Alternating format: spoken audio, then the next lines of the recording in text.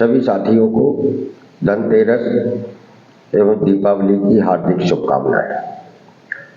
बड़ी संख्या में आज दिन भर से हमारे आउटसोर्स अस्थायी कर्मचारियों के संदेश आ रहे हैं, मैसेज आ रहे हैं कि जो मुख्यमंत्री जी ने 28 अक्टूबर तक यानी दीपावली से पहले वेतन देने की जो घोषणा की थी, उस घोषणा के अनुसार आउटसोर्स अस्थायी कर्मचारियों को वेतन का भुगतान नहीं हुआ है। भोपाल के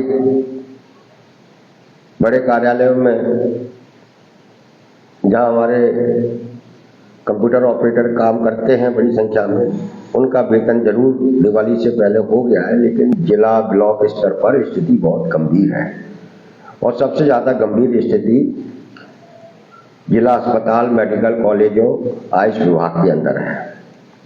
साथ ही ग्राम पंचायतों के जो चतुर्श्रेणी कर्मचारी हैं, चौकीदार, पंप ऑपरेटर, गृह सफाई कर्मी, उनको भी वेतन नहीं मिला है। स्कूल और छात्रावासों के जो अंशकालीन अस्थायी कर्मचारी हैं क्लास 4 के, उनको भी वेतन नहीं मिला है। कुल मिलाकर यह है कि मध्य प्रदेश में मुख्यमंत्री के द्वारा की गई घोषणा पर अधिकारियों ने ही अमल नहीं किया है और उन्होंने आउटसोर्स अस्थायी कर्मचारियों को दिवाली से पहले वेतन देने की सरकार की घोषणा को गंभीरता से नहीं किया है।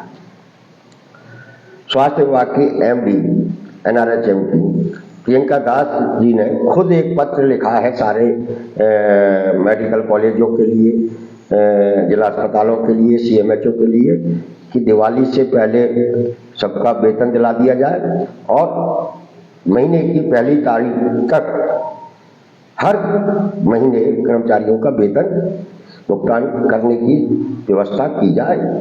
वो पत्र आप लोगों ने पढ़ा है, हमारे फेसबुक पेज पर है। इसके बावजूद भी वेतन नहीं मिला है। लेकिन इससे भी चिंता की बात यह है कि जब हमारे रीवा के मेडिकल कॉलेज के आउटसोर्स कर्मचारी संगठन के सदस्य वेतन के सवाल को लेकर डीन और कंपनी से बात की, तो कंपनी ने, प्रबंधन ने हमारे 5 साथियों को परेशान किया, उनके खिलाफ FIR की और उनके अलग अलग जगह ट्रांसफर कर दिए। निलंबित करने की कार्रवाई वो करने की सोच रहे हैं।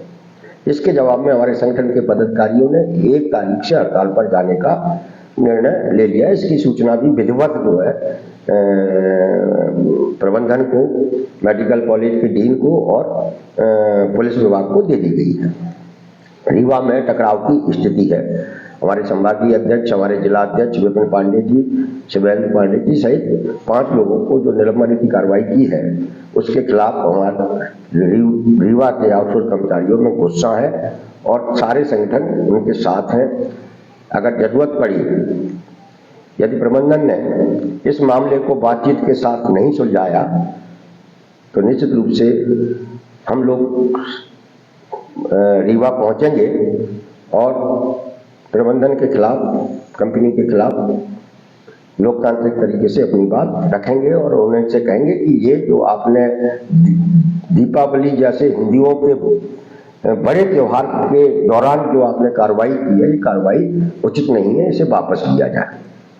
तो साथियों, मध्य प्रदेश के अंदर हमारा आउटसोर्स अस्थायी कर्मचारी जो सबसे बड़े अन्याय का शिकार है, लेकिन लगातार 1-1.5 साल के सक्रियता के बाद आज पूरे मध्य प्रदेश का लाखों आउटसोर्स अस्थायी कर्मचारी एकजुट हो चुका है और उसकी यही एकजुटता है जिसने सरकार को भी परेशान किया है, चिंता में डाला है और कंपनियां जो हमारी मेहनत पर बेतहाशा मुनाफा कमा रही हैं, वो कंपनियां भी मनमानी पर उतरी हैं।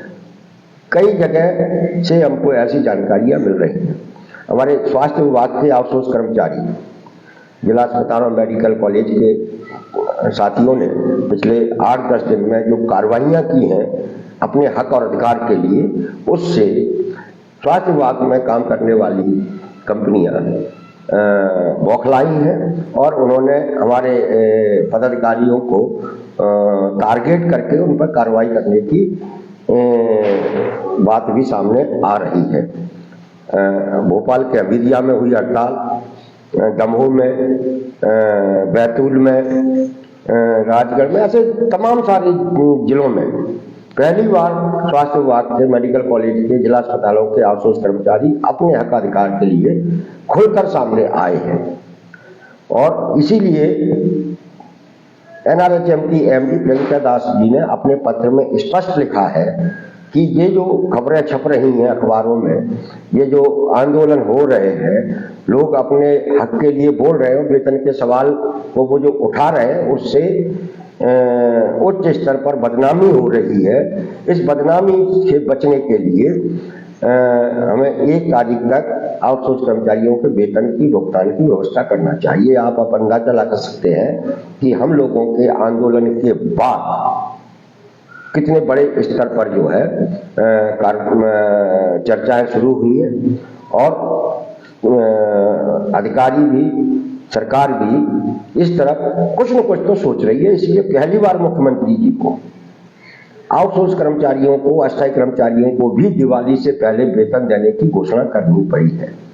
आप उनका भाषण सुनेंगे, उन्होंने पहली बार अपने भाषण में आउटसोर्स अस्थायी कर्मचारियों का नाम 5-7 बार लिया है। यह संभव इसलिए हुआ है कि आप थोड़े टुकड़ों में आपने बोलना शुरू किया। जिस दिन आप एकजुट होकर, एक साथ खड़े होकर, एक स्वर में इस अन्याय के खिलाफ नारा लगा देंगे तो निश्चित रूप से यह न्यायकारी प्रथा समाप्त हो जाएगी। और जिस सरकारी दफ्तर में आप काम करते हैं, किसी भी तरीके का काम करते हैं, उस सरकारी दफ्तर पर आपका भी अधिकार होगा।